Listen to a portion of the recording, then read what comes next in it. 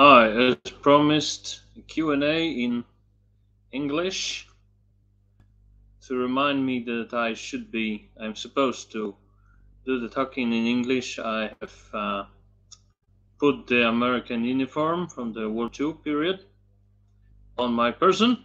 So, to be precise, it's the uniform of the 1st Infantry Division of the US Army. Here you can see the mark that is goes 1st U.S. Infantry Division. To be precise, it was called commonly Big Red One, and in the years prior to the World War II, it was one of the very small number of fully professional army divisions in American Army. Because, as you may know, maybe you know, maybe not, the Americans used to have a very small number of fully professionalized infantry and other types of divisions in their army prior to World War II.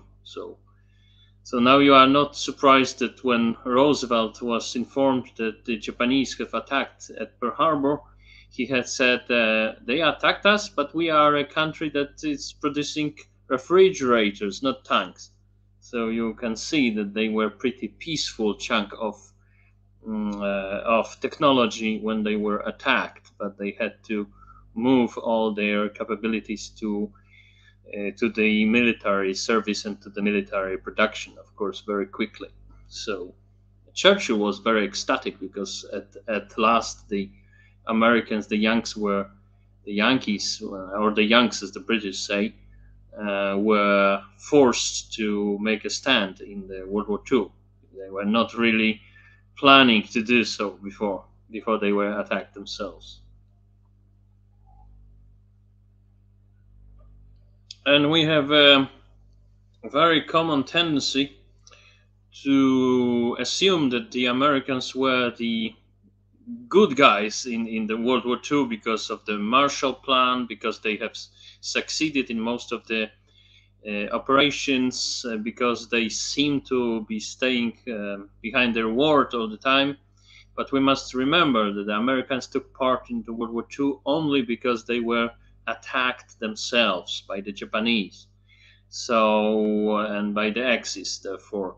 So the British and the French were, especially the British, they were fighting for some other power that is for us. Of course, it failed, but they tried. The British United Kingdom was the only country that was fighting for somebody else, that was starting to be a part of the war for somebody else's sake, and that's very special, I think. And we should be, I think, to some extent grateful. We shouldn't be grateful for what happened to Yalta, but it was mostly the fault of the Americans again, because it was the Roosevelt who fell in love to some extent in Stalin, of course, and Churchill was trying to salvage as much as he could, but he couldn't salvage much of the situation. So, okay. So that would be my opening talking, as you see, about World War II, because I was just watching the very interesting program about the Operation Market Garden, in which not the American infantry, only British infantry and German infantry took place. It took action. It took part, but the American airborne units took part. The airborne divisions, the 100 and 101st and the 82nd, they wore a slightly different type of uniform. They were more brownish, whereas this one is more greenish. Yeah.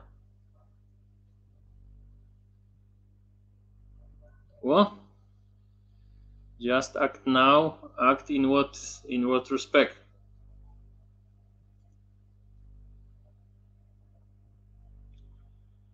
Okay, so I am awaiting your questions. This is the open Q&A, so I'm just answering or trying to answer your questions, whatever it could be. Of course, I have a topic to start the thing, and which is usually connected with my outfit, so to say, with my uniform or whatever.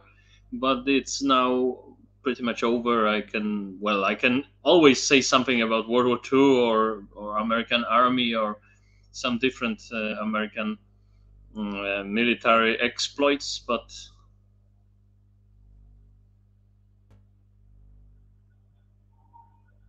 how do I mark my knowledge on individual languages? I mean, European mark system.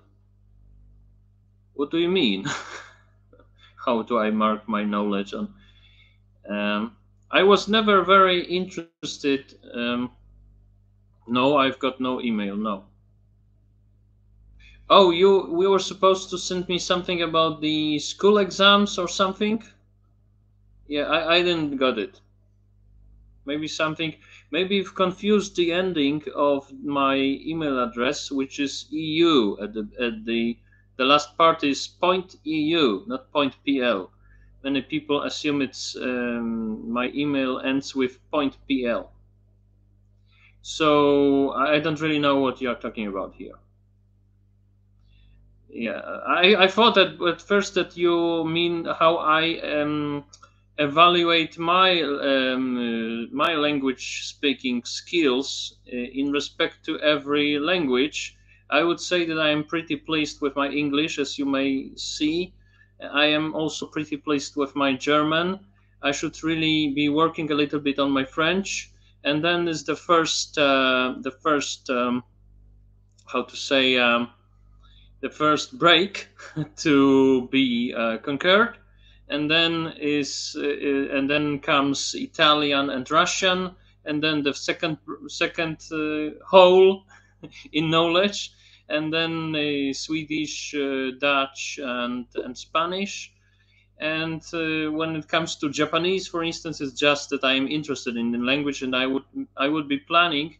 I would be glad to know Japanese as a working language phonetically, because I'm not really as excited about excited for potentially spending 10 or 12 years to getting acquainted with the alphabet. It's not really alphabet, and the marks, the signs of kanji and so on. But I am planning to have some knowledge phonetically of Japanese, and if it all goes right, also with Mandarin Chinese, because you've got to know the language of the enemy. I mean, in the second. I mean the second language, of course. I mean the Mandarin here. Japanese is the language of the ally. Okay, so how do I distinguish philosophy from ideology? Ideology is I don't distinguish it at all. I think the ideology is the the most broad term. So you can put every philosophy and religion into ideology. Every religion and every philosophy is really an ideology. Even those which are only have something to do with our with the process of our getting knowledge and so on, those also form some kind of ideology. I would say that ideology is the broadest, the most broad term of those three: religion, philosophy, ideology. I would prefer cat, but I am not at all cat. Decidedly, I think cats are more elegant and nice than dogs. Dogs, in my opinion, dogs have not a very particularly nice smell, and they make a lot of noise, and you have to walk them. It's not a very practical animal, I would say. I dislike dogs, and I have no problem with cats, but I never had one also. So yeah, I had tortoises and one turtle, water turtle. Yeah. Mm, that's the point in which. Aha, okay. You mean yes, the ending. You remember my email address has the after the you have the point, and then you have EU, not PL. Many people assume that I would have the PL at the beginning of my own email address. because it's Onet, and Onet used to have all PL addresses, but not anymore. After some time, they've also had these EU addresses, and well, and some people assume that because I am more nationally oriented liberal, although I'm a cosmopolitan in terms of knowing more cultures and so on, but in terms of our national interests, I'm more nationally oriented, that I would have the PL at the end of the email, and many people think that and choose the email wrongly.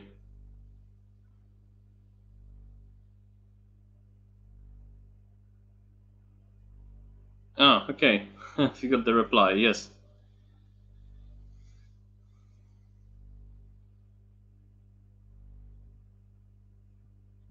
Why are everybody so fascinated with Korean? My also the daughter of my sister's daughter is also fascinated by Korean. I never understand it.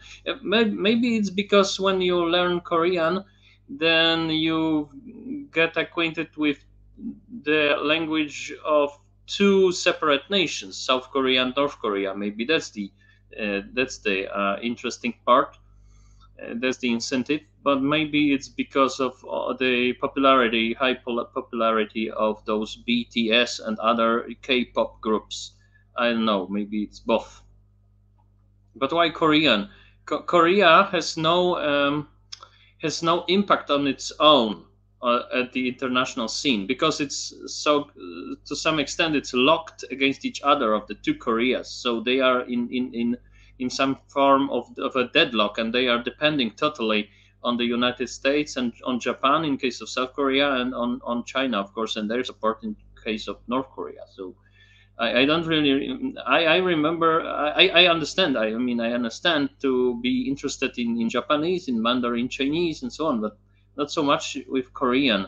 And it's also phonetically difficult. I find, although the Koreans don't have tones, and the Chinese in Mandarin they have tones. In Cantonese, it's supposedly even five tones, not just four like in Mandarin Chinese.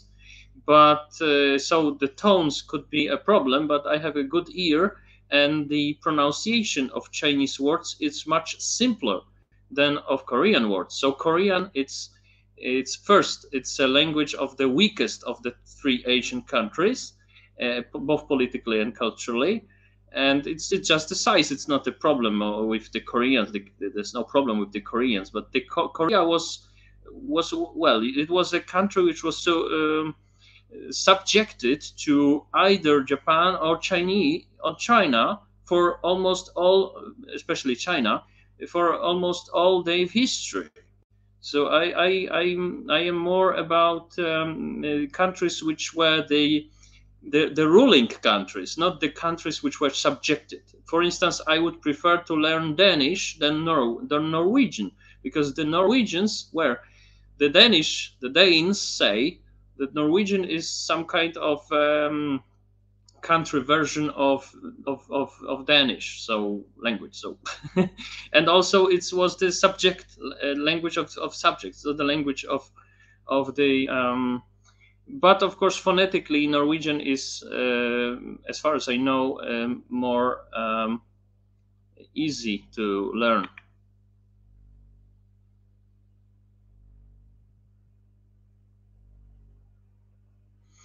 I think Noam Chomsky is very has a very uh, has presented many.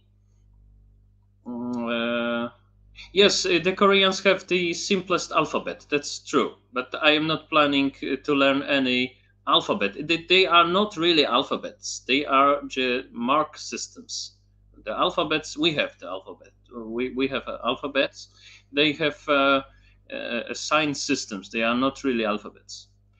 I am thinking nothing about the ideas of Chomsky, because Chomsky have presented so many controversial ideas. For instance, he have presented an idea that there is no such thing as the French language, because moving more and more to the border with Italy, you get less Frenchy and more less French and more of Italian, and then you cross the border and you have the real Italian, and so what? So that's his theory, and it's an observation, and stuff has nothing to do because with a reality really, because what you have is you have the centralized systems, and they have thank goodness for that. And from the 17th century on, the French have a centralized system of well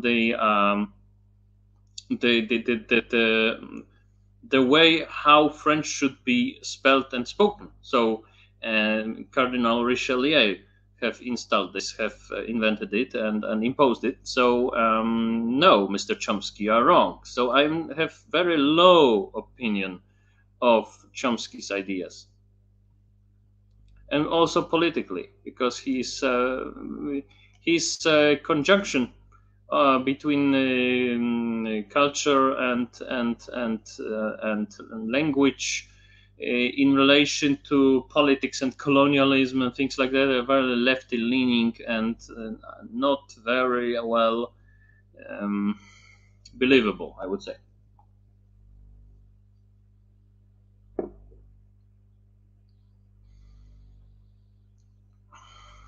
Well, the Vatican have played some role in smuggling former Aziz to Argentina, but there's no evidence that Pope either condoned it or was supporting it or anything like that.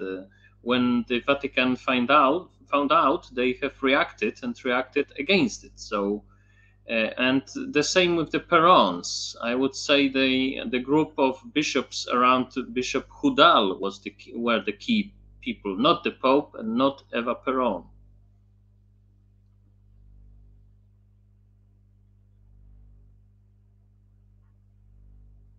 Yeah, keep K-pop, but I don't really understand this fascination, widespread fascination with K-pop, because for me, much more interesting is the J-pop.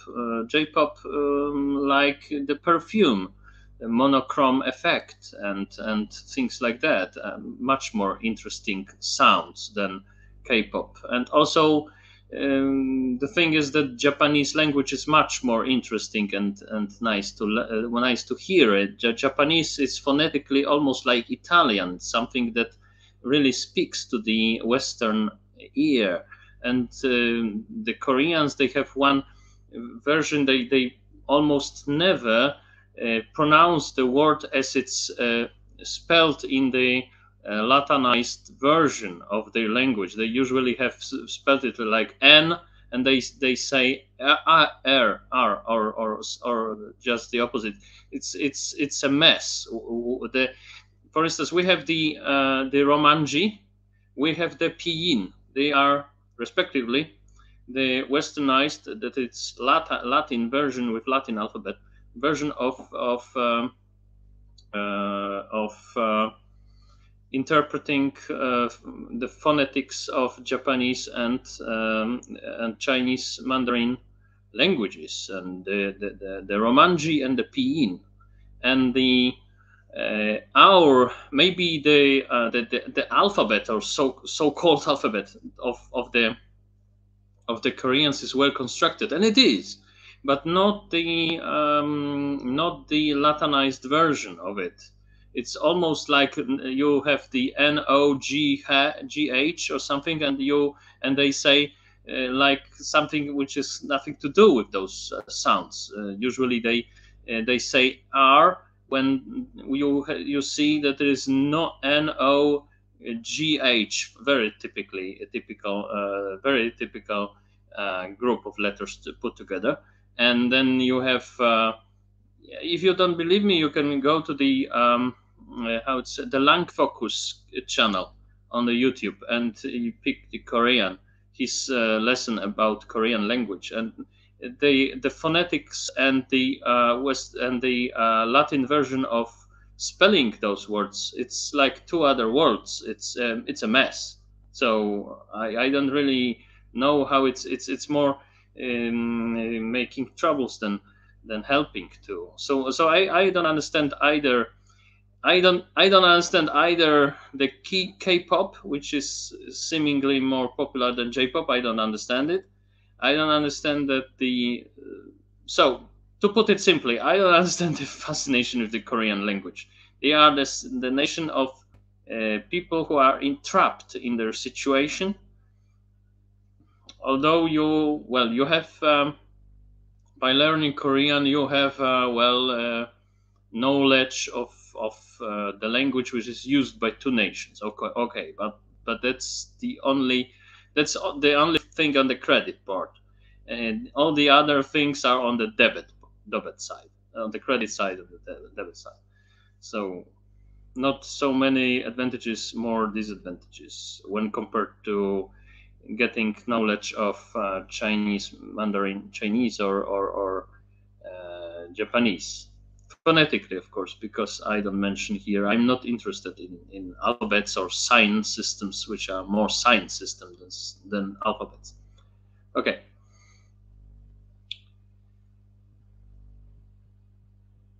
Biohack techniques? I don't understand what you mean here.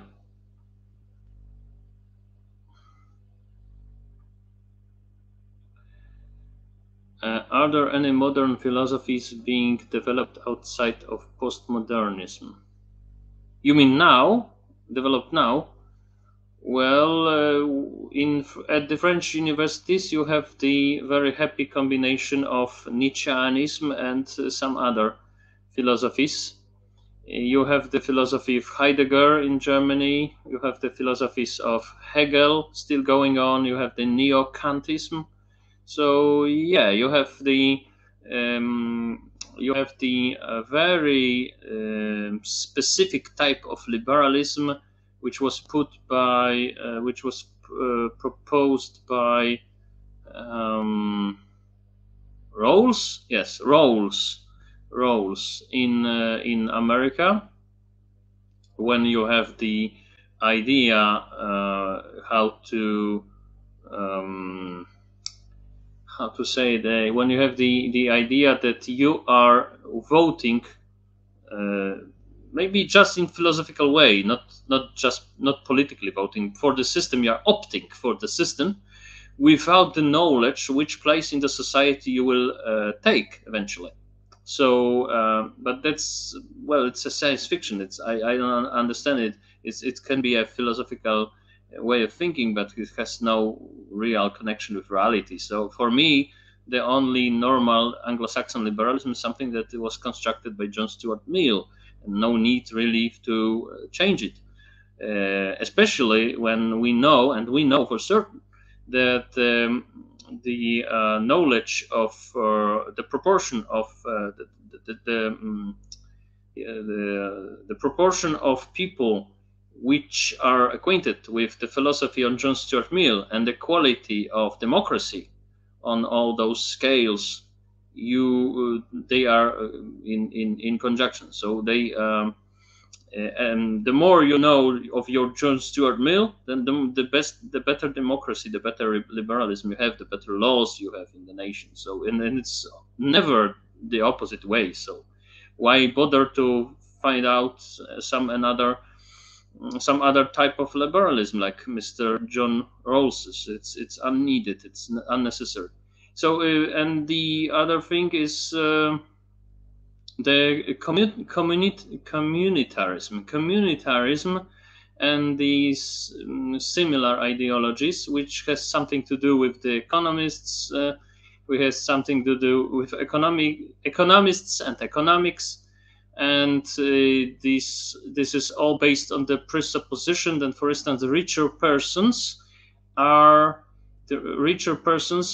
people are more relying on the infrastructure, and therefore they should be paying more taxes. So the taxation over 30% is very just for the richer, although some economists tell that when you cross the barrier of 40% or in some cases 35% of taxation, then you get less and not more income to the budget, because the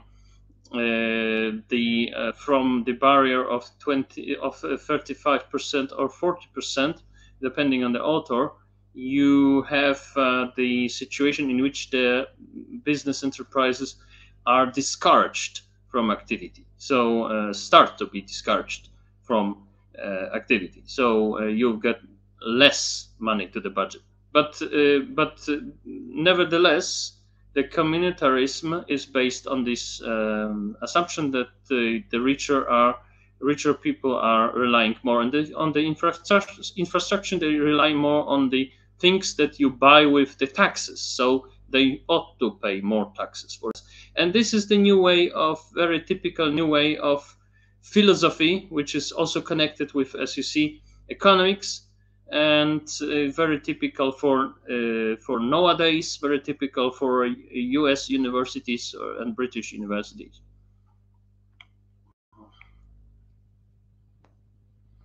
So not just postmodernism, right? Thank God for that. And I'm atheist, so it means something. Are there any? Okay, so I've searched for it and ending is fine. Yeah, maybe it went to the spam or something. Just send it and once more, no problem, right? Kamil Tuniewicz, do you think that the Battle of Warsaw was really that crucial to saving Europe from communism? And what? No, I don't think so at all. I don't think so. I think that it's a tremendous and fascinating thing that we have beaten the Soviets, although we had a very little time to assemble an army and a little support from the other states. But I think it's much of an exaggeration that we have saved the whole whole ramp of Europe. No, I don't think so. I think that in the Western Europe, in all decades, in the 20th century, this version of non-revolutionary socialism was predominant. So there was no real talk about social revolution. Not really. Even in Germany or Spain, in destabilized countries, not to mention Britain. Or you must remember that in the late 19th century, even Karl Marx have personally came to the Netherlands, and he has presented his revolutionary ideas how to start a revolution that would start a new world in which the workers would, directly run all the enterprises and directly secure their own welfare. And they heard what Mr. Marx was saying, but they just went for a beer and paid not much attention to it. So that's the spirit of Western Europe. So of course you have in the 1920 you have a slightly destabilized Germany, but not as much as a couple of years later. And that's one thing. But and the another thing is that the main bulk of Western Europe was not really interested in revolutionary socialism, and they would. Well, I cannot imagine by any stretch of the imagination the French not reacting for the advance of the Bolsheviks to the West. The great, not really demilitarized, 2 million soldiers strong French army would crush the Soviets. So even if we were fell victim, yeah. So no, I don't think it's as crucial as this British historian. I don't remember it was Alfred Toynbee or some other historian who has presented this idea. I think it's a wonderful thing that our new nation, which was constructed from the body of the land that was under three separate partitions and under three other masters, the Prussians, the Austrians, and the Russians. And it's magnificent that we have constructed so quickly the army, and it's magnificent that we defended ourselves. But we defended ourselves, not Europe, I think. All right. So, yeah, Pinyin. It was universally accepted by the UN in the 1960s as the proper way of spelling, and it's a good just in contrary to the Korean version of Korean equivalent. It's a very good system, the Pinyin. and even working with those tones, which making the Mandarin Chinese harder to learn than Korean and Japanese. But all in all, I would think that the pronunciation of Korean is much more difficult, even if has no tones, because from the time period, which is more or less like our late Middle Ages, the Koreans have dropped the tone system, which was initially there and was very similar to the Chinese tone systems. Yeah. Great game between Britain and Russia over Afghanistan in 19th century. I don't think it was a very great, very great game. The Russians, they have, they have deprived the Turks for the big chunk of territory, and they also were very present in the modern day in Kazakhstan and so on. So they were pretty close to Afghanistan already, and so were the British. So the British and the Russians both wanted those areas of modern day Afghanistan. And what's very interesting, the British tried to take Afghanistan far earlier than the Russians. The Russians were more interested in the Balkans and in Turkey and in getting more chunks of territory from Turkey, not so much from Afghanistan in those times. And the British have started to go into Afghanistan in 1840s, whereas the Russians were not really having their game with Turkey finished by that time. They have started the Crimea War, of course, in the 1850s, 50 something, and then they were continuing and to push the Turks, and Britain and France reacted on Turkey's favor and stopped it. And what could be interesting to you to know, exactly in that time, the Americans sailed to Japan when all the three major countries, like that is, of course, Britain, France, and Russia, were occupied with Crimea War. And exactly at that time, Matthew Perry, the Commodore Matthew Perry, sailed to Japan on his Kurafune, on his black ships, as the Japanese called them, and forced the Japanese to open the country to the American trade and American influence.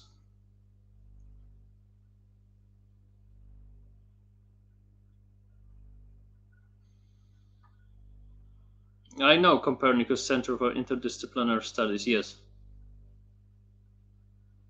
I've never visited their website. I don't know what kind of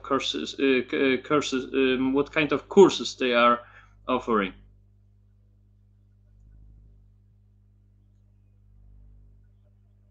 Yeah, a proxy. Yes, we could not.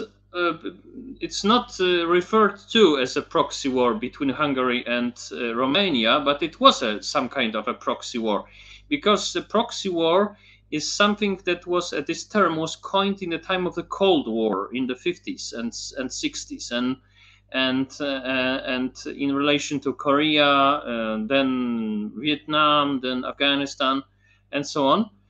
And we can also call, to some extent, Georgia recently or Ukraine as proxy war between Americans or Russians or something like this, to a lesser extent, Syria and so on. But it would be called proxy war had it happened 10 or 20 years later. Romania was on Hungary's side and on Axis side, yes, but Romania learned the very hard way what it means to stick with Axis. So they were totally trampled down during the Battle of Stalingrad. The Soviets very wisely chose to go over the Romanians' um, trenches because the Romanians were not as well equipped as the Germans and not as well trained as the Germans. So the Russians have annihilated the Romanians and therefore encircled the Germans. So the Romanian army, if you may use this term, on the western of the Eastern Front was crushed already in during the Battle of Stalingrad. So the Romanians were more and more skeptical of the possibility of the prospect of continuing war on Axis side. So they moved less and less supportive of Axis, and the war,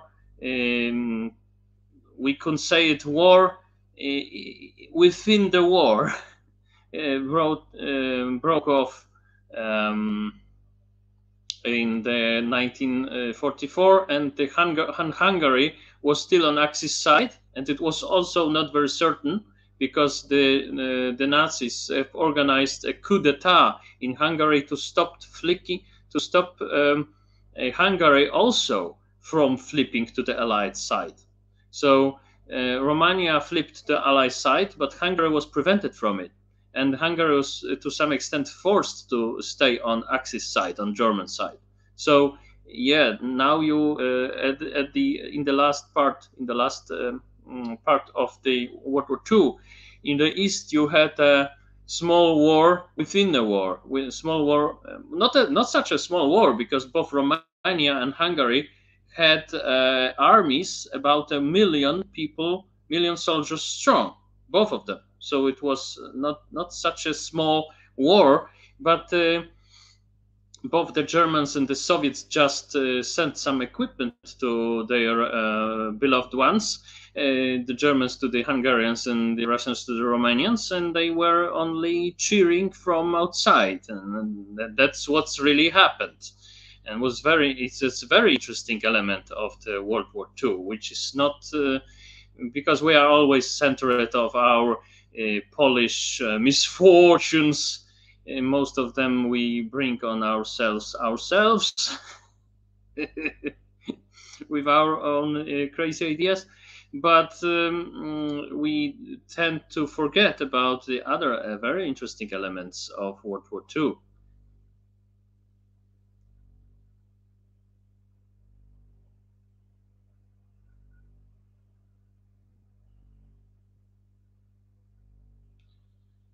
A short conversation in Korean. I don't speak Korean. I have only. You are asking your colleague. Okay.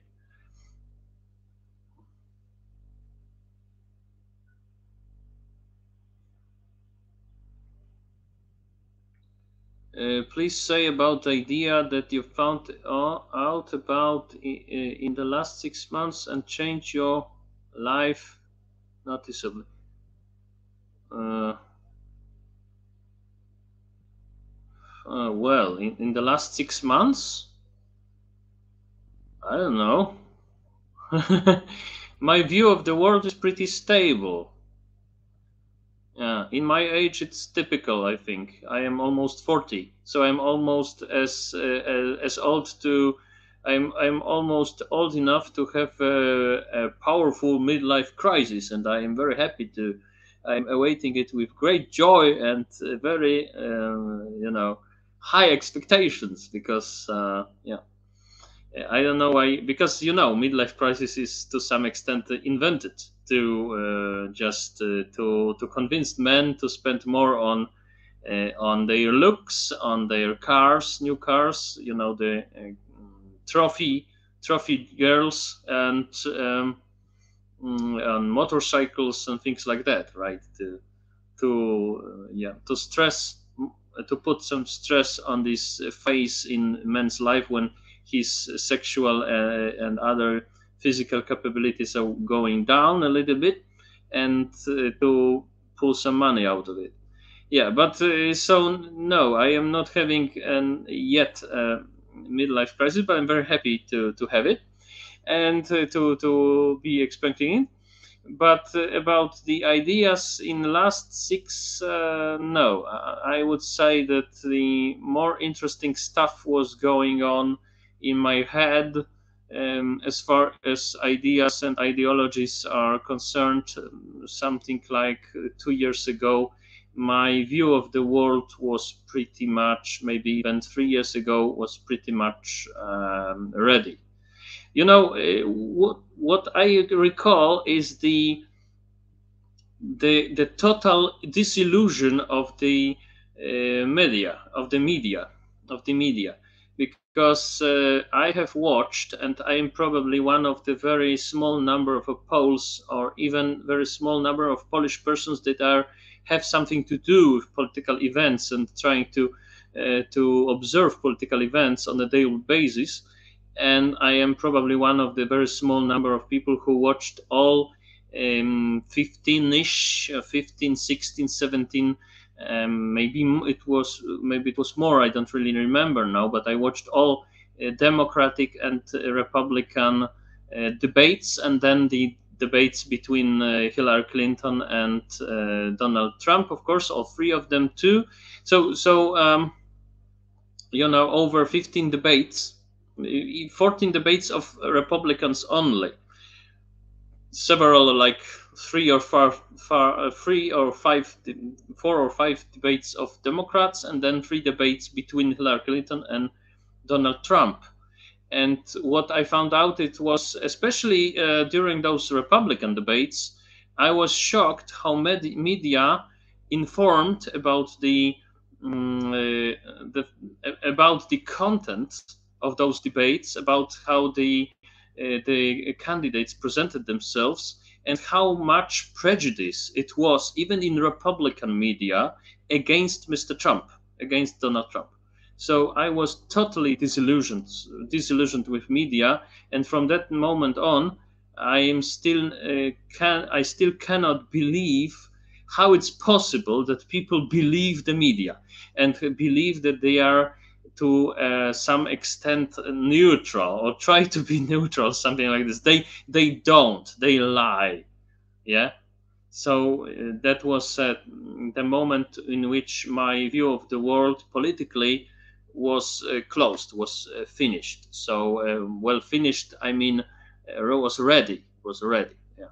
So I am a classical liberal, which is skeptical about the media and about all these high mighty, airy fairy talking about democracy in danger, or something about the always changing definitions of populism, just to fit the narrative of the lefty media and so on. It's shocking. It was really a shocker for me that Trump was so badly treated. And although he was not lying about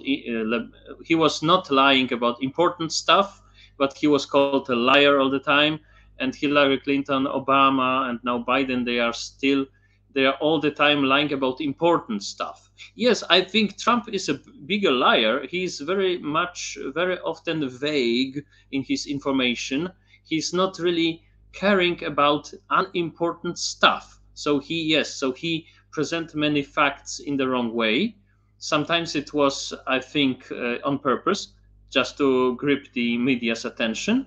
And sometimes it was not. It was just that he cares about important stuff.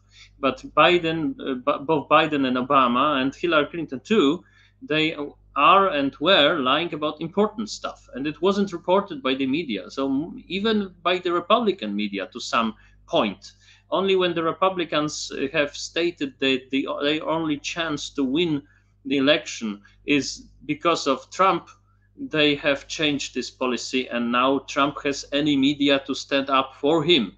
But in the 2017 election, Trump had nothing. He had Breitbart website, and that was all. And several of authors like Scott Adams to support him, or to some extent, not even to the whole. So not even wholly. Okay, so okay. So that was something that really changed my outlook and my view of the world. But it was more than 3 years ago. Yes, so it was, and it was during the early years of Trump's presidency. So, and it changed my view of the world. But nothing happened in the last 6 months that made a comparable change.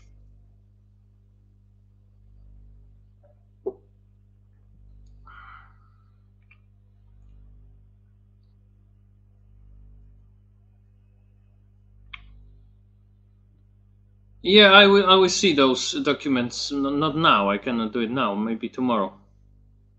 Yup, 23. I referred to your information. Um,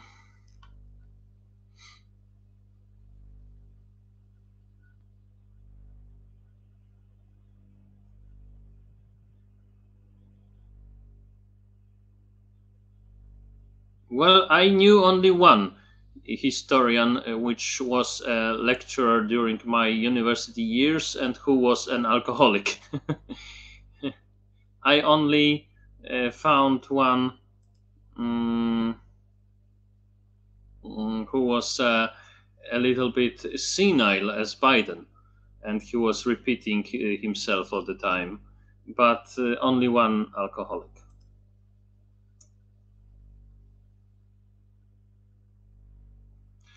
Well, profit driven, yes, maybe profit driven, yes, maybe that's the problem. Maybe the problem is that they uh, I don't really know what is the problem. So maybe it's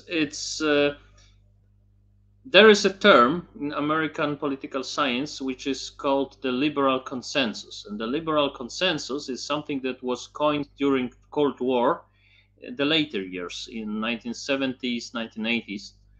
But it was applying. It was referring to the broader time period, that is the whole time of the Cold War time, the whole Cold War times, and it was observed that the Republicans and Democrats were holding their horses a little bit during the Cold War, and they were trying to be more neutral and more objective during the Cold War period because they were pressed by the Soviets. They wanted to do good and to present the truth, more truthful narratives to the world because the Soviet Union was there, and the Americans had to make a good publicity, right, to the world. They had to present that they are better than the Soviet Union, and now it's all and at loose. So there is no such remedy against chaos anymore, and they are sacrificing American interests for their narratives all the time, especially left wing, but not only. Sometimes the Republicans do it too, but not as frequently. And they also their media are also weaker, with the only with the possible exception of the short wave radios, which are more often Republican than Democratic. So Democrat owned. So I think that.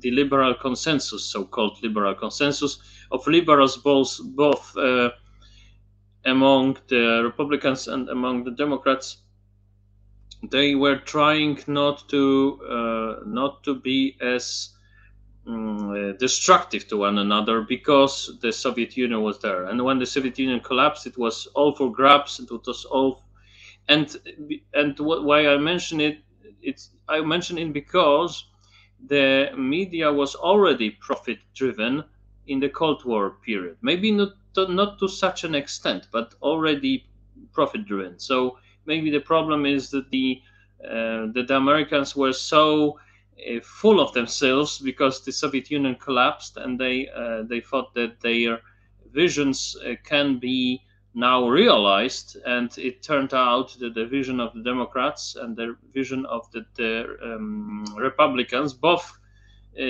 applying to America and to the outside world, well, they are not compatible, right? So they had to fight for it, and that's why the media are more at each other's throats, and as the Democrats and Republicans are more at each other's throats than before. No liberal consensus anymore.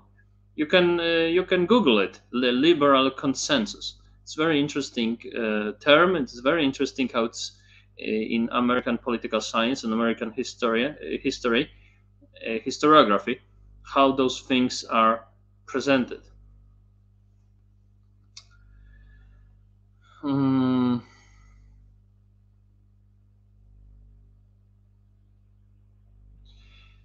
Yeah, not everybody believed in constructing democracy, Westernish type of democracy in Afghanistan. I also didn't believe in it. I was a great proponent of the intervention in Iraq, and the Iraqi democracy is functioning, although it is all the time attacked by the agents of the neighboring Iran.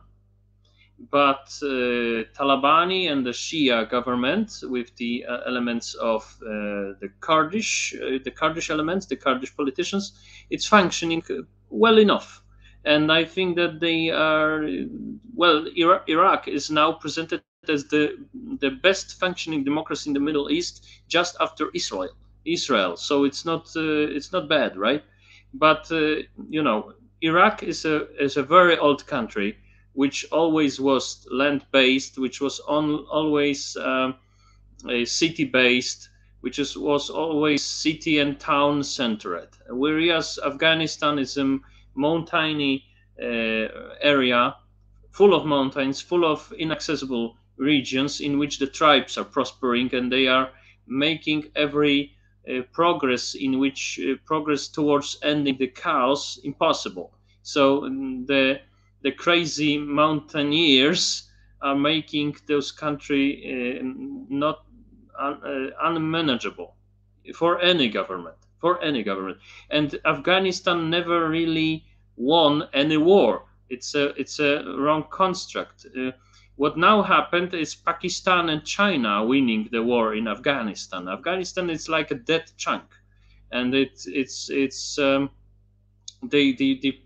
previous war was won by America and Pakistan in Afghanistan against the Soviet, and that's the proper way of seeing it. Those are proxy wars we mentioned before. For instance, the Korean War is of course the war of China against the US. The same with Vietnam, but in those days, China and Vietnam were already in a great conflict against each other, although they were both communist, but they had different versions of communist, and the Vietnamese version was more Soviet-like. And the Soviets were the real opponent, the real opponent, the real enemy in Vietnam.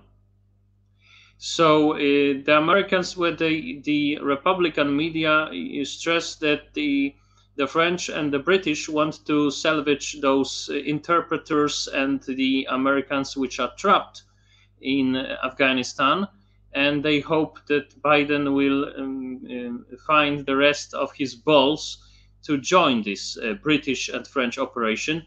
It also can teach a lesson to all those which are thinking that France and Britain are the countries that are at in decline. And no, they are not behaving like countries in decline. The French and the British, they are trying to save the rest of honor for NATO countries, and they are doing it well. And Biden can be Biden can take part in it or not. His words against this possibility are vague, and we don't really know. So the Americans, even the Democratic media, even George Stephanopoulos and those politicians which were present in times of the Bill Clinton's administration, for instance, they are thinking that the actions of Biden are deplorable, but they are not mentioning so often because they don't want to feed the Republicans before the Congress elections. So everybody is pretty much down about it, and even the Democrats. So now they see what is the real quality of Biden, and some people are questioning, not as before, because when the Republicans were questioning the Biden's ability to perform as a president because of his poor health or his dementia. But the Democrats never did that. They were trying to defend him, but now they are making the same. Now, alongside the Republicans, they are stressing the possibility that maybe Biden is just not, you know, he just don't know. He just doesn't know what he's doing. He's not an effective leader, and never was. And maybe there was a reason why both the Clintons and Obamas kept him to some extent in a closet, right? In a maybe not in a closet, but you know what I mean. In the way as we kept in the closet our great Macierewicz, of course.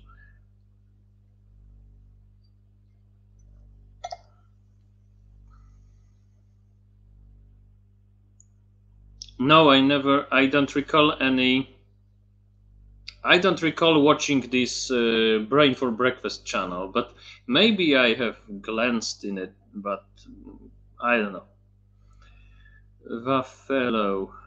Now, how to resist the temptation regarding historical reconstruction of looking so cool in terms of an outlandish outfit, instead looking really historically accurate. Well, I am not a purist when it comes to historical reconstruction or reenactment. I am not a purist, so I think the idea to present the climate, present the air of those historical facts or epochs or things like that are more important than just having every small detail exactly as it was. It's madness when you really try to do that, right? For instance, I have one of my colleagues have he's not much of my colleague anymore, so I can criticize him here, but I will not mention his name. So he has invested a large sum of money to have a how it's called, not a cufflink. The cufflink is here, but because I'm dealing most as the historical reconstructor, I deal the most with the 18th century. So you know what I mean. I mean those elements that are ornaments of shoes. I don't remember how it's called in English. I don't now even remember how it's called in Polish. So, but those elements which are seeming similar to those which are on the belts, right? On the belts, but on the shoes. So he bought once purchased those elements for the shoes, the decorating elements, the ornaments of the shoes for the shoes, 18th century shoes, which the shoes were reconstructed. They were made by a shoemaker today, according to the knowledge we know. Just like my shoes, I have three pairs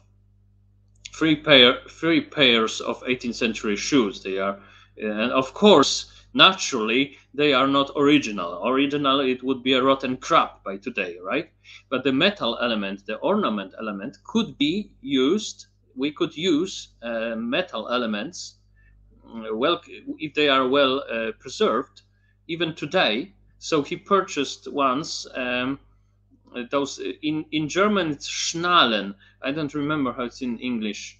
Um, those elements, metal elements on shoes, on 18th century shoes, and he bought, of course, two of them for each shoe, and those were from 1780s.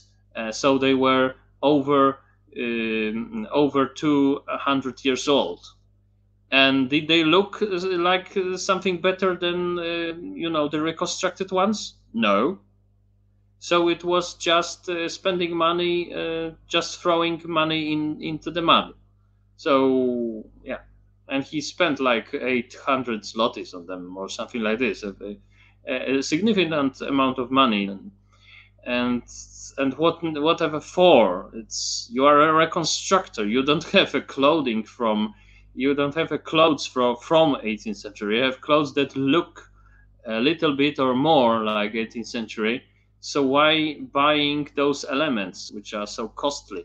It's better to invest it in something that really makes the impression of an age. So I am not a purist, as I said. So yeah, but outlandish outfit. I mean, yeah, there are some tailors all over the world who are making less historically accurate clothes for reconstructors and reenactors, which are, well, maybe make more to look cool. For instance, those cushions are added, which are typically for suits today, but they are not typical for 18th century suits. They should be, the shoulders should be going down, not like that, right? Yeah. So I have one uniform that was supposed to be a reconstruction of 1750s French uniform from a regiment La Sarre that was taking part in the battles and the battles of the Plains of Abraham during the siege of Quebec against General Wolfe's invasion group, and all is well with that uniform except for those cushions, because they look cooler, I think. But yeah, I think that you mean something which is called there's also a term called cosplay, and cosplay is a very very free way, very not very historically accurate, which is making, yeah, those the cool outfits for Vikings, and they look dressed in them, they looked more like motorbike drivers, not like Vikings. Yes, so I presume what you mean, but it's like a totally different spectrum. And the Germans, for instance, the Germans reconstructors, they are not. Some of the reconstructors are doing something which is totally opposing to reconstruction. On other events, they are going to Venice and they put as much schmuck, as much ornament on themselves. They look like Christmas trees more than like 18th century gentlemen. And because there is a popular myth in that in 18th centuries all people were dressed like ornaments, all gold and everything. And no, it wasn't. They were wearing more or less practical attire as we are, and only sometimes put something more striking. And they are going to those parties which are called fantasie parties, and they or fantasia parties, and they are in Germany and in Venice, or going to the Carnival of Venice, but there's nothing about those events. They can be called reconstructions. It's purely a construction, a science fiction or something like this. Yeah.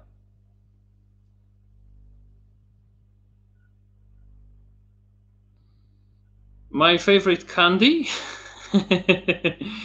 Oh, I don't know. My favorite candy is the Swiss chocolate Lindt. I think it's Swiss. In product, it's made in Switzerland. Lindt with DT at the end. Yeah, those kinds of milk chocolate from there. What would China be considered as big a threat as USSR by? Oh yes, China is considered the bigger threat to USA than was Soviet Union, because China is ruining only their culture now, but not economy. And Soviet Union was ruining all the time both culture of Russia and the economy of Russia, because they were applying crazy socialist methods. Whereas China, when Deng Xiaoping took power, and from that moment on, they are implying they have the fascist way of thinking about economy, which is pretty effective, and only the communism stayed only on the grounds of culture, and they are still persecuting people who are real believers in the old culture of China. For instance, those people who are engaged in all those societies that cultivate these whole ideas about Tai Chi Chuan, and other respiratory exercises and clubs like that. This is all banned and persecuted if the number of people involved, number of members, is too big for the government's nerves. They ban all that. So China is now ruining only their culture, which is preserved only in Taiwan in a proper shape of old China, and in only a small chunks of China when the Communist Party is accepting it. For instance, it was very typical in old China in like 1930s, 1920s. There were like 6,000 temples of Confucius, and today in today's China have like 5 or 6 of them only. So Confucius, which is the most interesting and most original thinker in the whole history of China, I think. Well, Lao Tzu is also very interesting, but Confucius is like totally banned. They try to make it more communist like, but it's very hard. Confucius is very conservative and very anti-ideological way of thinking, very much centered on family and family values, and the communists can only accept it or challenge it, and they are challenging it all the time. So the Chinese are still ruining and oppressing their culture, but they are not oppressing their economy anymore. And Soviet Union to the last day of its existence was ruining both, and it was not really connected with world's economy. And China today is. So there's a big problem, and the Americans are treating very seriously, and they know, and it's a fact that China is bigger threat to the United States than probably Soviet Union ever was. Maybe with the small. Maybe with the exception of the small number of years in the 50s, but when the Russians had the Sputnik in space and the Americans had nothing, right? Because they were not really interested in investing money in Werner von Braun's project, because he was an Nazi, so he was bad. And so they were not thinking practically for a couple of years, and maybe in those years we could say that the Ruskies had the advantage over the Americans, but not really. The China has not an advantage over the Americans, but they are, because they are so tightly connected to the world's economy, they are making the situation even more complicated for the Americans to deal with. Universities in USA are left wing because in outside universities you have a liberal culture dominating much more than in the Western Europe. In Western Europe, we have the dominant culture of Western Europe is sipping coffee, going for a stroll, going to the forest, seeing trees, seeing going to other countries, seeing historical monuments, criticizing business people, and so on. In American predominant culture outside the universities, you have the high confidence in business culture, high confidence in individual liberties, individual responsibility. And I think there is something which was justly observed by Ludwig von Mises, who have written a book about the anti-capitalistic mentality, and he has observed that even in the families of the very rich person who is running a very important business, all the other family members are usually against it. So because they are jealous of that business person, even if it's their relative. So not to mention the universities, when the professors are fierce, if the professors are furious that some business types are doing magnificent business ventures, and they have only their humble salary. So I think the universities have become something which they are not in Europe, something like an uh, alternative culture, and that's why there is such a problem, much more serious problem than in Europe. In Europe, you have to some extent a lefty-leaning professors, lefty-leaning departments, and they sometimes put through some policies which are very left-leaning. For instance, like in Britain, until recently, it was a policy that when you were a boy or a girl in the English school of Indian or Pakistani descent, then you would be learning more about India and Pakistan than about Britain, but it was observed that it's ruining any concept of patriotism, really. So they have resigned from this idea. Whereas in the American universities, you have people defending to the last drop of blood and to the last breath the concept of the critical race theory and other things like that, which are just crazy. So I think the American universities, not all of them, but those in New York State or California State, they are like functioning like an alternative culture, and that's the problem. Not so much. Yeah, we are more like Britain. It's not to this extent at Polish universities. Kamala Harris is usually seen as a very radical left-leaning person, but she is not really. When she was a public persecutor, she was very harsh on all people arrested for a possession of a small portion of narcotics. So she is not at all a person who is like soft on crime or something like this, of having any other. But she is playing now a person like this, and she is blamed for all the crisis with the border and so on. So some people think that the Biden administration is trying to blame her on everything. So she is, and nobody really voted for her in her life. She was just a person used because she was a person of color, because she's of mixed African and Asian descent. Maybe this element of Asian descent is because it's responsibility for the element that she is so harsh on crime and misdemeanors. But I don't really know. But Kamala Harris could be both anti or for critical race theory. She could be both for a very left-leaning agenda or not.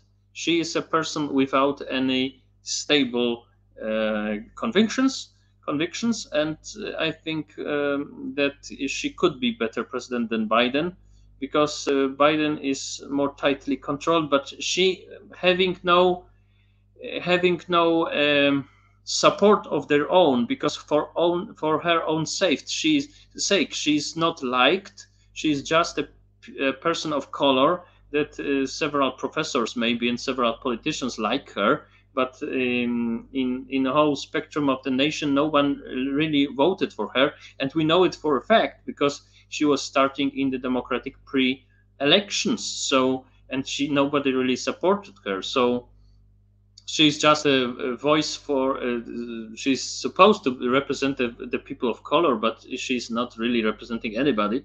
So I think that she could be, if she wanted, be better president than Biden, because Biden is both senile and stupid, and always was stupid. And even if he was not senile, he always bragged about things that he shouldn't be bragging about. He was always saying the wrong things. He was always very present unpatriotic, but presenting him in a patriotic light. He was always a very strange person, a very irresponsible person.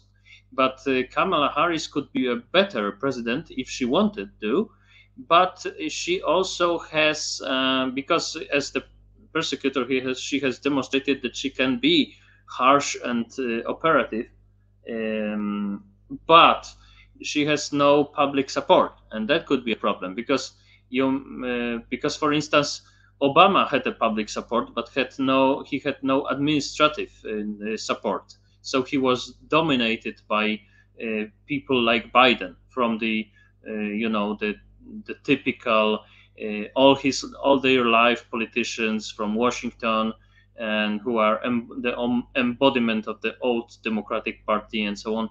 And even Obama, with his very high public support, which is totally not the case for Kamala Harris. She has none. Even Obama was told what to do, especially during his first 4 years. After in his last 4 years, he was much more radical. He was much more also much more damaging to America because of those racial things. He was not making those most peaceful. He was radicalizing people, and Biden was Obama was no good. But he was, in his first 4 years, he was totally controlled by the establishment of the Democratic Party. And I could imagine that Kamala Harris could be a better president than Obama, especially during his 4 last years, but she would have no say in the Democratic Party, really, because she has no support of her own. That's the problem. So, yeah, I hope I answered your question. I'm not sure.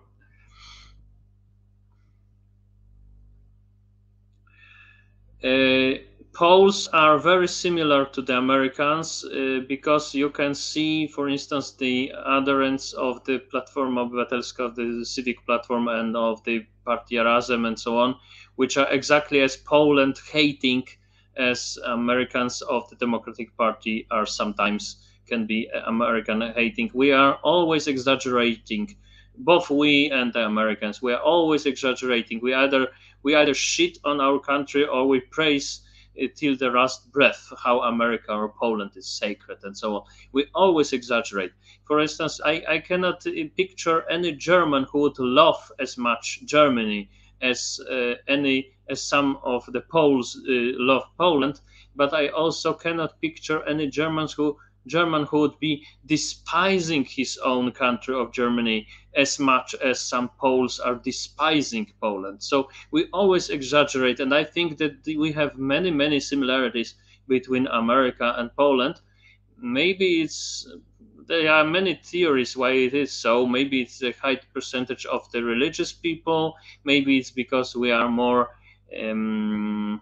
Maybe because New York and California are similar to Western Europe, but the Eastern and Central Europe is more like the interior of the American continent, and they form something like an alternative because of the tyranny of distance, of geography, and that could be it. But it's hard to say. But I think that we are very similar to Americans in that way, and I don't think that the Americans are on average more left-wing than we are. For instance, see what is happening now with the border, with our border with Belarus. We have the same barking of the most lefty politicians like Claudia Rajahira and so on.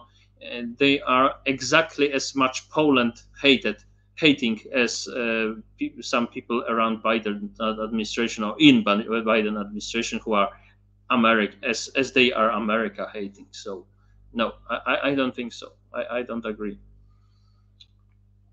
What do you think about Lex TVN? Is it real and serious thing to discuss its distraction from something bigger? To some extent, it's this distraction is something bigger. I think the ruling party has justly observed that it would be useful for them to remind everyone that TVN TVN is the imported media, imported television, and it's not representing because it doesn't has to represent any fraction of Polish electorate. So I think they wanted to remind it, because when it comes to the obstacles which would be put on the way of TVN to broadcast in Poland, they are not as serious as one would think, because they have just resigned of their pseudo headquarters in at the airport in Amsterdam, and they are planning to move it very swiftly to some real location to make a TVN Europe, and therefore and by that going by the regulation. So it's not really a problem for them to keep their percentage of the market, to keep the percentage of audience. But I have already made several. I have already made two or three vlogs about Lex TVN, TVN, TVN, so you can just look into those. I will not be repeating here everything that I said there, so it would be no sense in doing it. Have you tried to advertise yourself or in speaking online forums in like Reddit? And Reddit is very left wing, so I have not much inclination to present myself there. Mm. I like the Northern American version of Massachusetts accent, but I am not really talking with this. I am talking, as you may observe, I am using not the Massachusetts accent, which would be something like this, but I am using the general American accent. So as you see, yeah. I also like the Texas accent. It's very funny and very good. In South Carolina, it's more funny and, well, I don't know. Yeah, so the British accent, the upper class British accent, is very funny, and the British accent with the northern part, I couldn't really. I cannot speak this boost mooch northern accent, um, and I don't like this cutting all the consonants from like not instead of better. I don't like it. So most of the English accents I dislike, and I like only this posh or the new type, the posh, which is the old type of received pronunciation, the school accent, or the new school accent, which is called simply received pronunciation. Those accents I like, but there are more accents in America than I like than accents in Britain, I'm afraid. Yeah.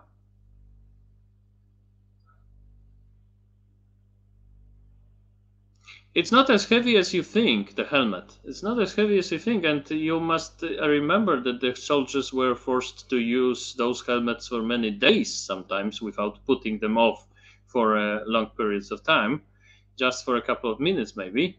So, yeah, maybe not days, but many, many hours. So, no, my neck is strong, so I'm used to it. We were making with my colleague, whom you know, the films in plein air in terrain,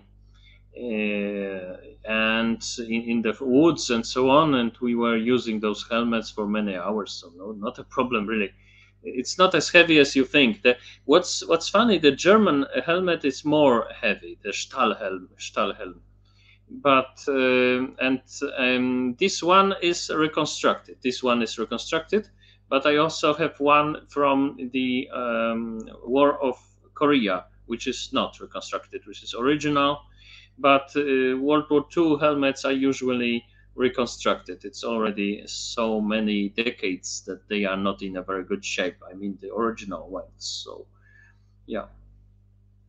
I have one original German helmet, but I don't remember which one it was because it's painted and renovated and so on. So it's not, but they are of the same form, of the same weight. Usually, when they are reconstructed, it's hard to say which they were, if they were original or not. And that's the thing with when somebody asked about the original ornaments or original parts of clothing for reconstructors. It doesn't really makes much sense when they are putting as much original elements as they can, because they can brag that they have bought something expensive, but it's not really a good policy.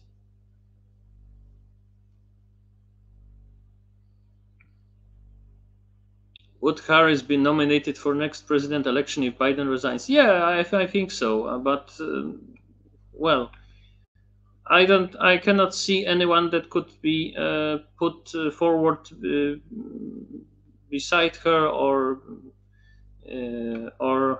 you know instead of her. So I don't know. I really don't know. I am much more concerned with the idea of putting Mr. DeSantis beside Trump, or instead of Trump for the next election on the Republican side.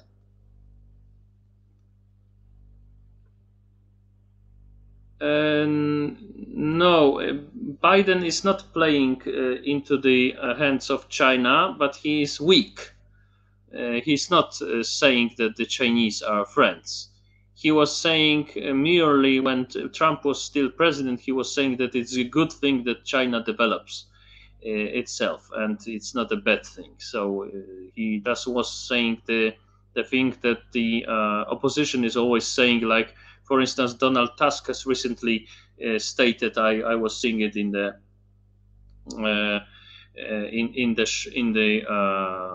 in the shop.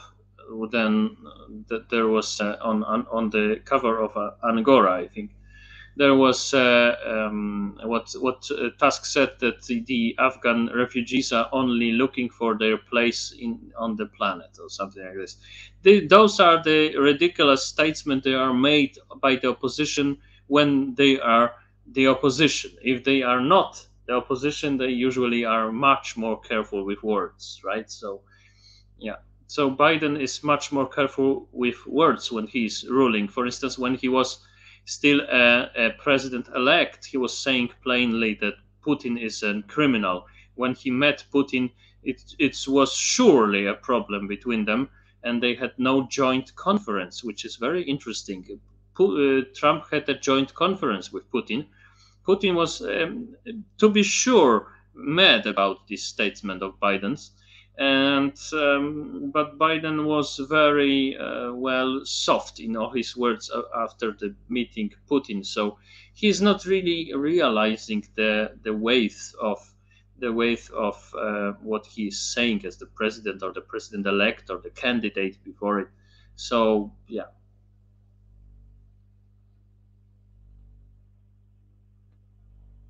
Yeah, it's a good question. Why there is no liberal consensus nowadays? It's a good question, actually. I think it's because the answer is in this main difference between the China threat and the Soviet threat. The Soviet threat was only ideological, it was not so much economical. For instance, when you put together Imperial Japan and Hitler's Germany, you would have something like 60% of America's GDP in the World War II period.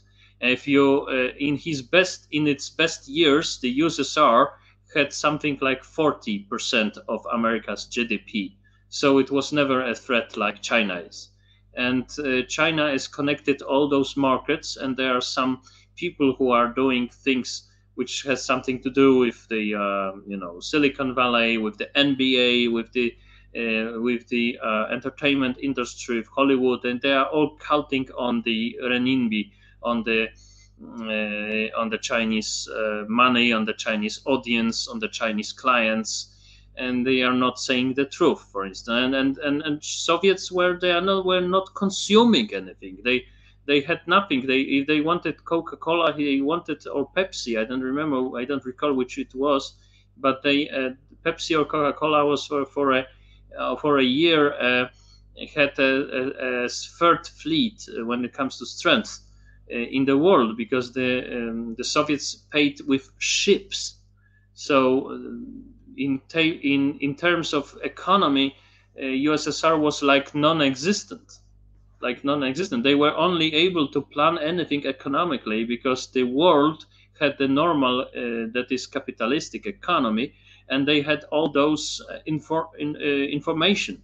And whereas in the Soviet Union, all was based on pretty talk and propaganda and plans, which were not realistic in the first place.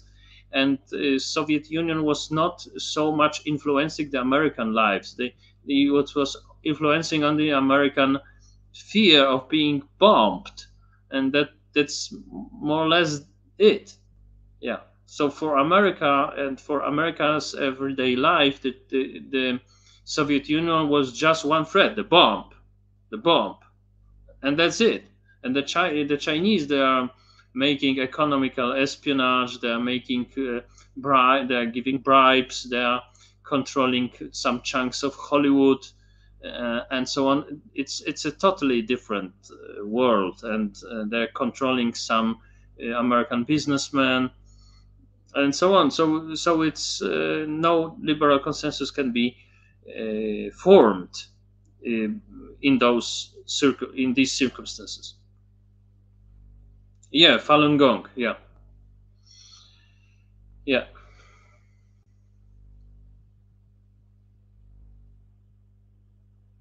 I hope that Japan will be number one in the world, because Japan is a very honorable society, and they will not. If Japan is the dominant country, if the world would be a good place, because the Japanese were fierce and stupid during World War II, but they have learned from that time, and they still remember the lesson. Yeah, yeah, exactly. Ordinary people think USSR was far more serious, and but analysts and politicians, people who really know the stuff, they know that the China is a bigger threat than USSR was ever. Maybe with the possible exception of the Sputnik years. I don't think about esoterics and metaphysics; those are bullshit. What's, in your opinion, the best film portraying the Civil War? But which Civil War? You mean American Civil War, I gather from my present attire and from the context. Civil War, because there was a civil war in Spain in the 1930s. It was a civil war in the 17th century England. Yeah, and even there were even three civil wars in Switzerland. Switzerland, for heaven's sake. They had one in 17th century, in the middle part of 17th century. They had one at the beginning of the 18th century, the Wilmingerian Wars, Wilmiger Krieg. And the one was in the 19th century, just a couple of years before the spring of the nations. Yeah, I think the Gods and Generals, those new films are good.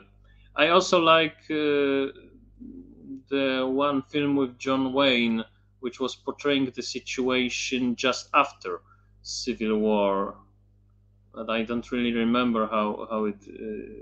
Just one of them, not all of them. But these Gods and Generals, they are good films. They are good films. And Gettysburg, yeah. Although there is, as far as historical reconstructors and reenactors are concerned, it was very funny to look at the whole bunch of reconstructors who were smiling, making the fierce attacks, and because they had so much fun, and this is visible on the screen that they are not playing like ah, ah, oh, but they were playing with with cheer on their faces and a big banana smile and so on. Yeah, but the film is all in all good.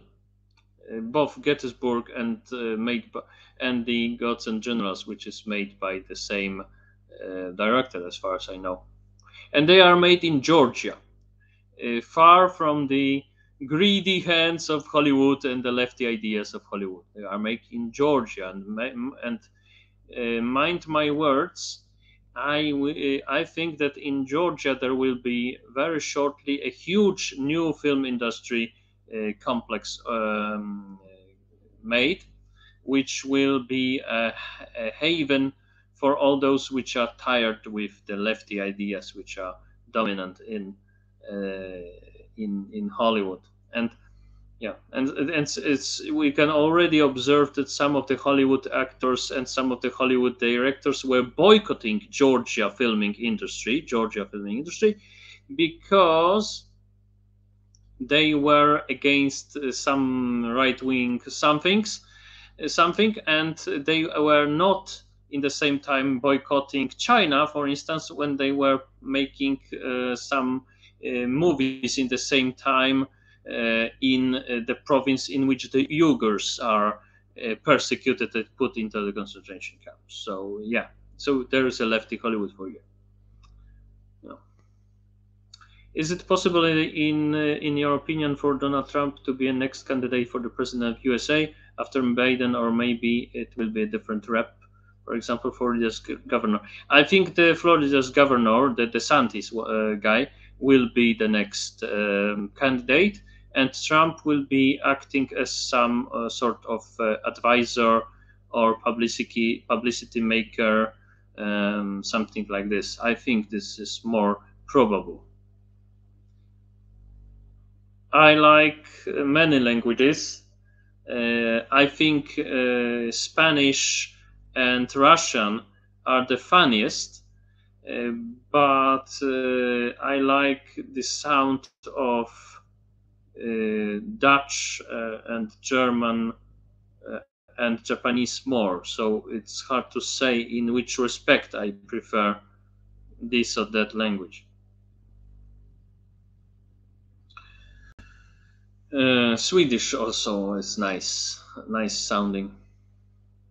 But French is also nice. It's hard to say. It's funny that I have many Italian language lovers on this channel, which who are my among my audience, and it's funny because I am not as much devoted to Italian language as to other languages. I learned Italian because I had the opportunity to go to Trieste summer schools, and then Venice, and then Florence, and it was very entertaining, very funny, and very nice. And the Italians are nice people, but I were never attracted as much to Italian culture as even to Spanish culture. So not to mention the Germanic cultures, which are more interesting to me, at least to me. And in this way, I am in this respect, I'm disagreeing a little bit with Friedrich Nietzsche, whom I admire very much as a very original and insightful philosopher, but I cannot share his romance way of looking at things, a more romance countries, romance languages oriented way of thinking and outlook. So yeah, so but I learned Italian because I had the possibility to visit that country for a couple of times, and I certainly enjoyed it. And I think also that it's a very important language culturally when somebody is dealing with European culture and the European Western European history. Maybe not as much as French, for instance, language and culture, but very important because Baroque started there. Many different the new type um, political thinking with Marsilio da Padova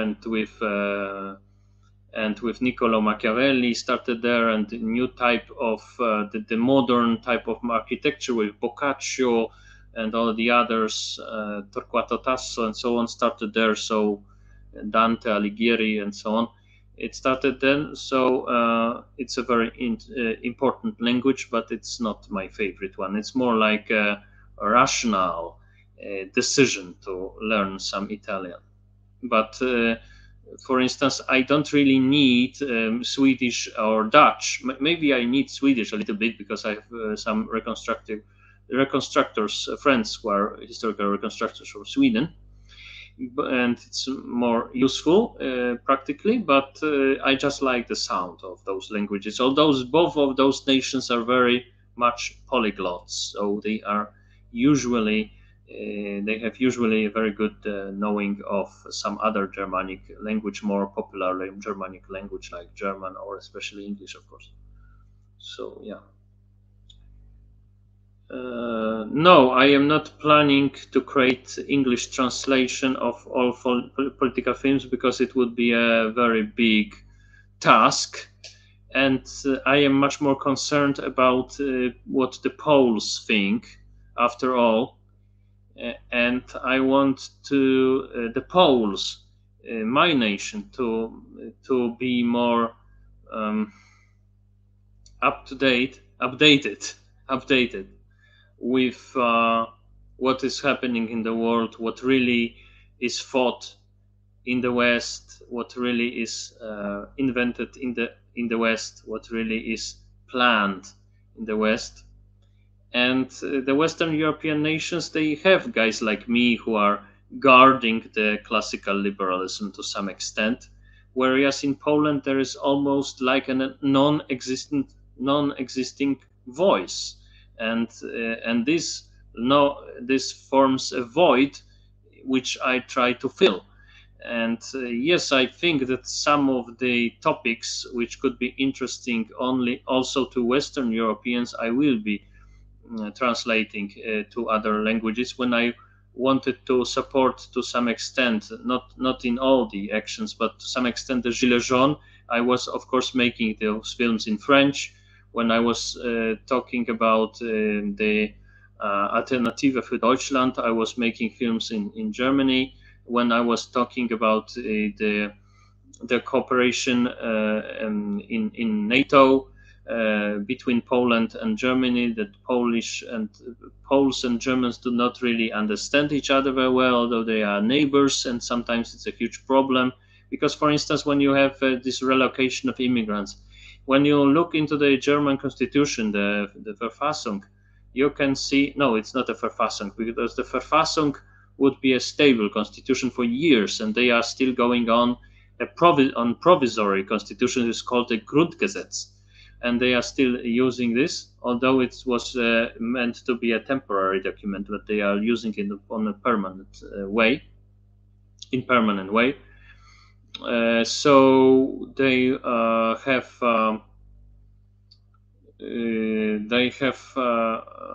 have this mechanism of relocation of immigrants between all the lands, the lands of Germany, and I think they have assumed that all the other nations had a very similar mechanism, and it was something which was obvious for the Germans. But they never looked into the Polish constitution, the French constitution, and they were shocked that the French and the Poles, no matter the differences between the French and the Poles, that both the French and the Poles and the Danish and many other nations were not willing to cooperate with this relocation of the migrants thing, and they were very shocked.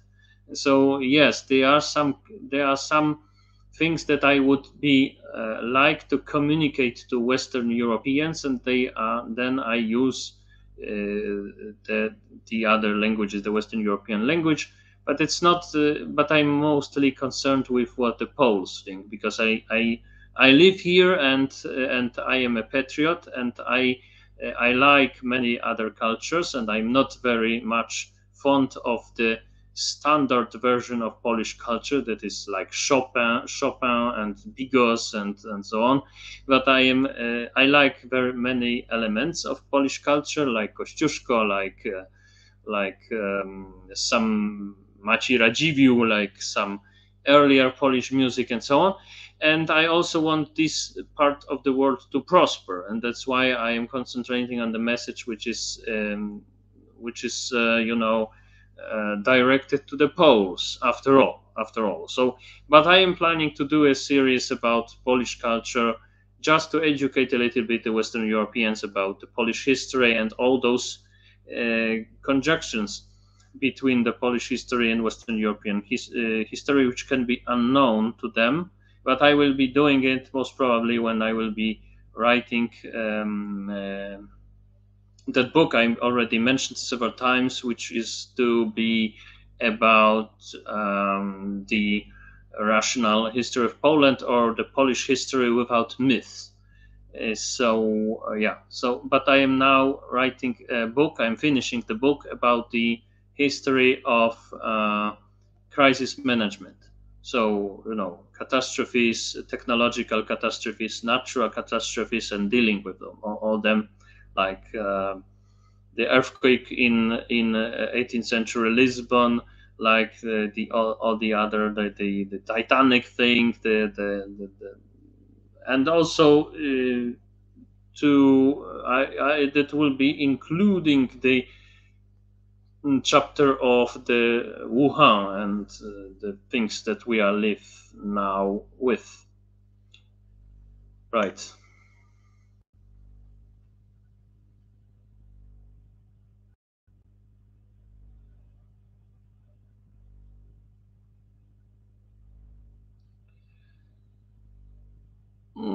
Yeah, some Americans say more better, some more better. It's not standardized, because the general American is not an accent which was artificially constructed. It came out naturally. So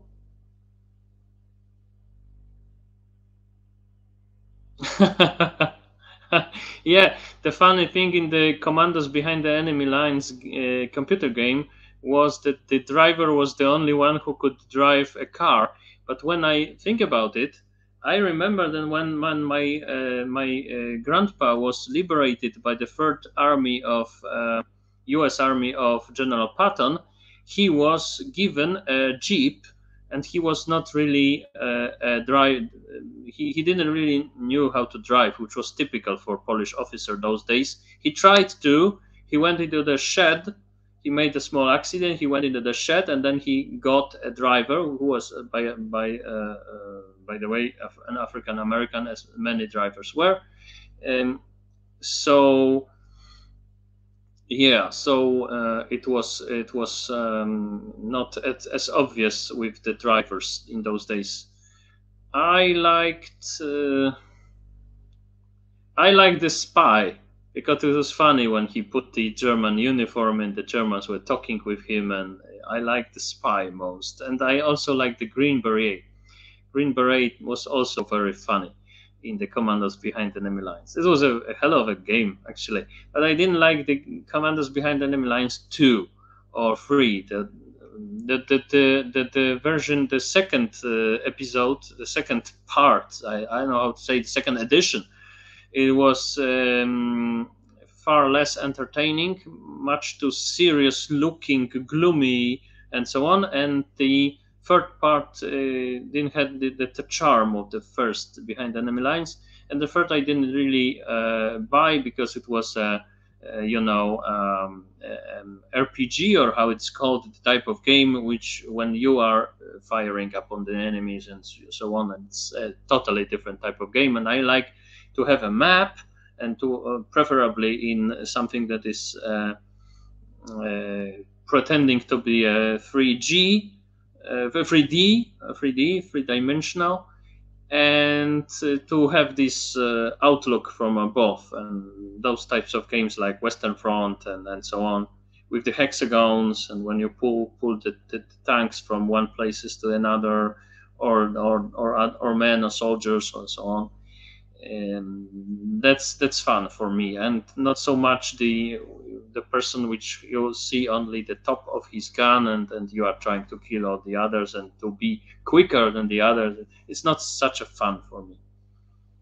So yeah, but the old Commanders Behind Enemy Lines, the first two editions were this was fun.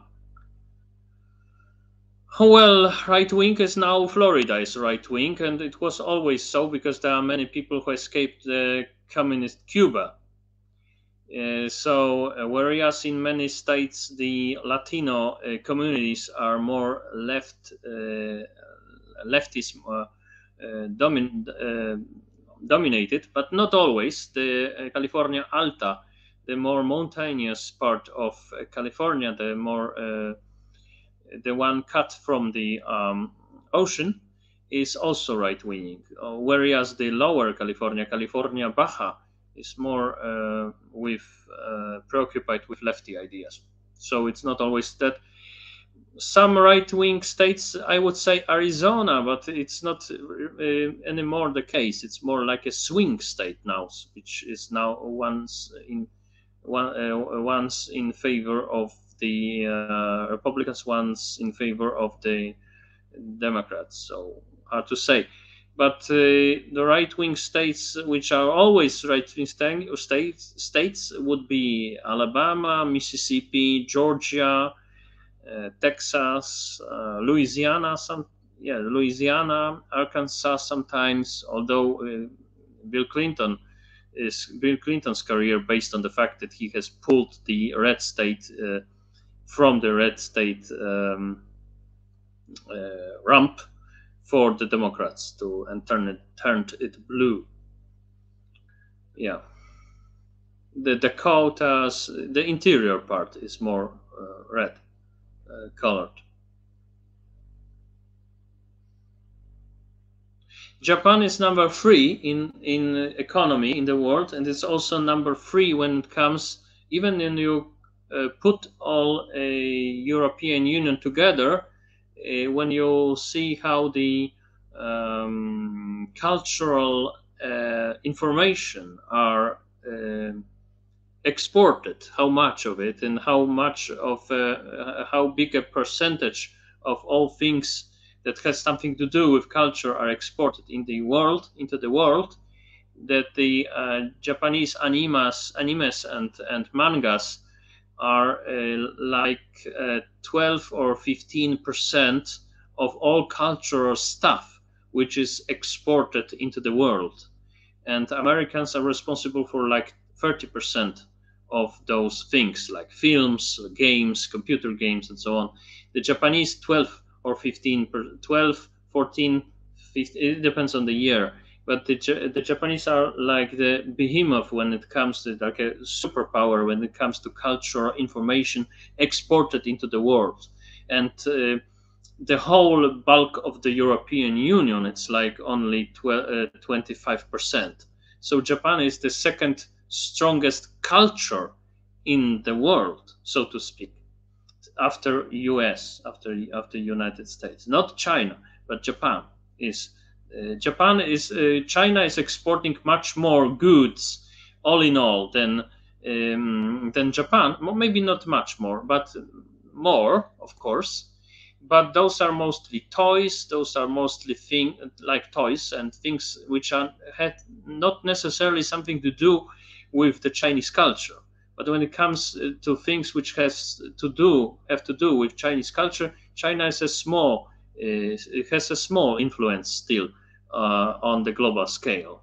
So Japan is the second strongest culture in the world after the United States.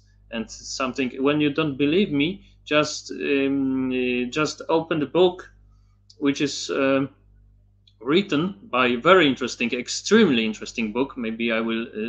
I have made a review of this book on my blog. You can see into it there.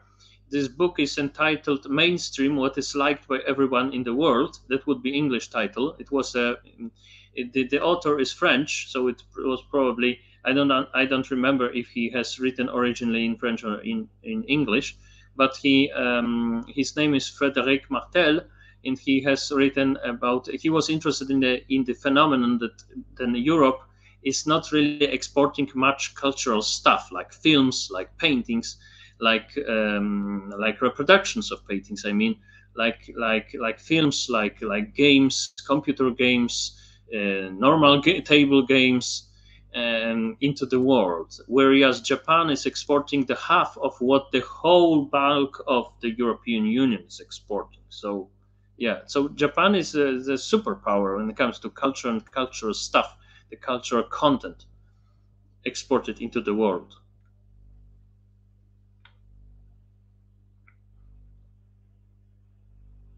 Yeah, the Americans have forced to some extent the Japanese uh, to uh, to pierce the balloon of this super duper um, prosperous times on the stocks and exchange in Tokyo and so on in the 1990s. Yes, and they could not do it with China, of course, because Japan was relying on the Americans, and had to adjust a little bit their state of their economy. And the Chinese, they don't rely on the Americans, not so much. All countries rely on each other, but not so much.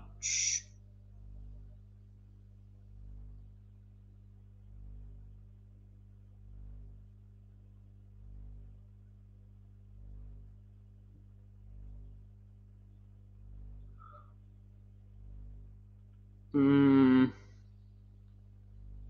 yeah, I have the same phenomenon in my head, Stanislas, about Q&A questions. Yes, average viewer of my YouTube channel is probably something like I am, or maybe a little bit younger, like 30, 30ish, 20 something, 30. People usually assume that I'm in my early 30s, whereas I am in my late 30s. So maybe that's something to do. Maybe it's because I am a pretty energetic person and passion driven. So people assume that I am a little bit younger. But it's not untypical to have an audience consisted of people of 20 something of age, years of age, of 30 years of age, because it's very typical for the YouTube in general. The YouTube audience is the people in their 20s and 30s mostly, and mostly male. So for instance, when Jordan Peterson was criticized that he had mainly male audience, he said, yeah, because it's on YouTube, and YouTube is 75% male audience. So, yeah. What do you think about the book, The People's History of Poland? Remind me the author of this book. I am not sure if I read it. I think we will stay. The pandemic will stay. I think. We will have this pretty not very. Uh, we will have those rules to stay, but permanently, as the Asians are, they are using masks all the time, for instance, because they have a much more dense population, and that will stay with us, I think. But the interference with our lives will be felt as smaller, and probably will be smaller with the course of the time, because there will be much bigger percentage of people vaccinated, and it will be not as big as a problem very soon. But it will stay. And I think the problem, the masks and so on, it's here to stay to some extent. Maybe not on the street, but in the shops. I think it will stay with us, like they are still present, and they are present for decades Tokyo in metro in underground in metro in subway in Americans say subway. The underground is the British term in Tokyo. Yeah, Call of Duty. Yeah, I am from the First Infantry Division, the big red one of the units which were already at the beginning of the World War II totally professionalized, totally professional, which was not professional, which was not typical. You know that the Americans before, prior to the World War II, it was a similar situation as prior to the World War One, that the land army was not very big. Fleet was pretty big, but not the navy. I mean, but not the infantry.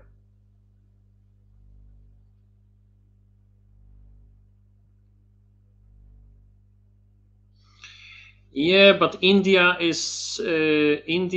China is far has far greater GDP than Japan when you take the uh, purchase power parity. But when you take the pure mathematical GDP, then it's not very much before Japan. So yeah, and India is still after Japan when you take the mathematical GDP, and when you take the purchasing power parity, then India is a little bit ahead. But India is still a very poor and destabilized country. So and what I was saying, Icek Pan Napolin, I was referring to the exports and the exporting power of cultural content, not the economy as a whole as much. Well, I was saying about Nietzsche already today. I will only mention, and you can find those films among my newest films. Maybe it's not already, maybe it's not yet um, how how it's called. It's not yet. uh,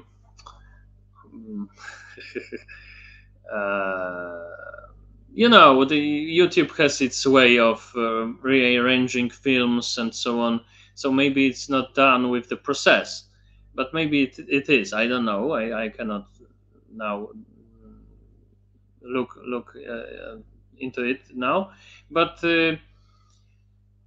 I think that the most important element of Nietzsche's philosophy is that he was looking to reproduce Goethe as a role model for an Übermensch to all the people who would be custodians and people who would show the way to the masses when the god is dead. I mean, not dead in a very plain way, but in metaphorical way. The people are not so much inclined to believe in God. So you need people who would be moral models.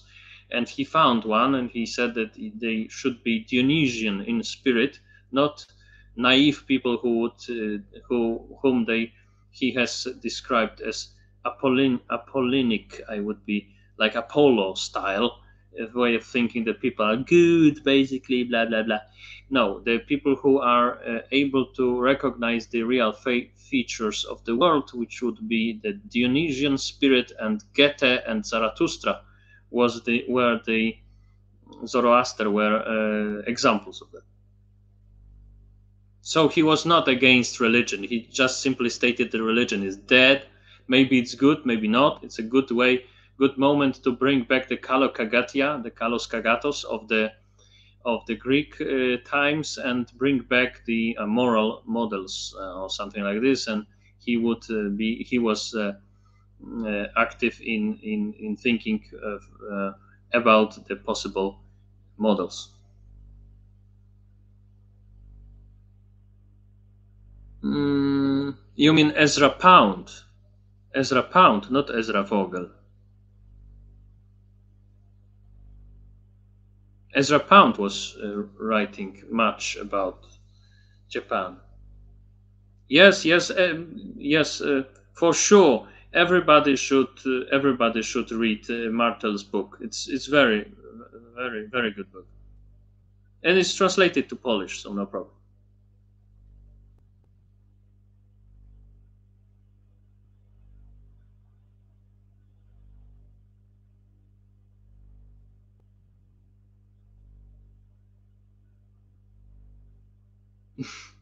No, it's not. I never mentioned that the depiction of a German soldier, for instance, it's easily distracted by a pack of cigarettes, which are accurate or not accurate. No, I don't think so. I just say that it's not the most important thing in historical reconstruction to have everything like bought by bought with $2,000 only because they are and when they are made of metals, then you can have those and brag about them, but it's not what the reconstruction is really. I just simply stated that. Okay, I am officially tired, not from the helmet, but from the throat, which is funny because I thought my head would be more tired before my throat is, but no. So, okay, so I will be doing, of course, some vlogs tomorrow. But for now, for today, I think it's a good time to finish. I am going back to the film I was watching before our Q&A, which is precisely this film about market garden operation, and that has inspired me to wear this uniform. Although this is the First Division Infantry, and Americans who were engaged in the battle around Nijmegen and Eindhoven were, because this is the proper way of pronouncing these words in Netherlands, Eindhoven and Arnhem and Nijmegen. Nijmegen. Yeah. So the Americans around Nijmegen and Eindhoven were paratroopers. Of course, they were airborne soldiers. So, yeah. Yeah. Thanks very much. Goodbye, and I hope it was interesting. I think it was because you stayed as long. The more the semper fidelis ones have stayed with me just at the end, and well, it's very encouraging, and I will be doing some more stuff both in Polish and English in the nearest future. But I also must concentrate on this book I've mentioned about the catastrophes, about the like the earthquakes and Chernobyl and Bhopal emission of deadly gas in India in 1984, and so on and so on, and the crisis management evolution, the crisis management history. And so I think that in the nearest days, um, I will be putting a little less vlogs than normally, but there will be something to be sure, because I'm also responsive and I'm also reacting to what is happening in politics and so on. Okay, so thanks very much for your attention, and I wish you all the best, and take care, and see you during the next vlog.